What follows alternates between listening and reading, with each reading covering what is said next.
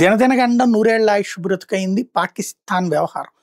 ఒకవైపున మొన్న ఏదైతే ఇక్కడ జరిగినటువంటి ఢిల్లీ పేలుడు దగ్గర నుంచి వాళ్ళు వణికి చస్తున్నారు నిరంతరం.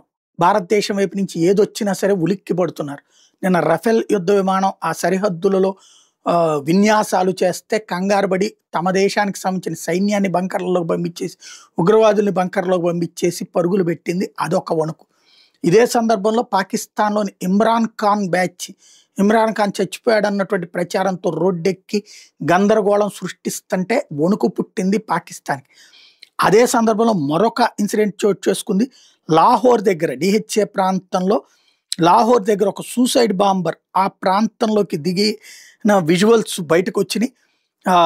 అక్కడ ఉన్నటువంటి సైనిక సంబంధించినటువంటి కుటుంబాలు ఉండేటప్పటికీ వాళ్ళందరూ పరుగులు పెట్టించి వాళ్ళందరినీ దాచేసింది. వరుసపెట్టి ఎదుటి దేశాల్లో భయం, భారతదేశంలో భయం, భారత ప్రజల్లో భయం, కళ్ళల్లో తడి చూసి సంతృప్తి పడదాం, సంతోషపడదాం, ఆస్వాదిద్దాం అనుకునేటువంటి పాకిస్తాన్కి చెరపకురా చెడేవు అని వాళ్ళని వెంటాడుతున్నాయి ఇట్లాంటి భయాలు.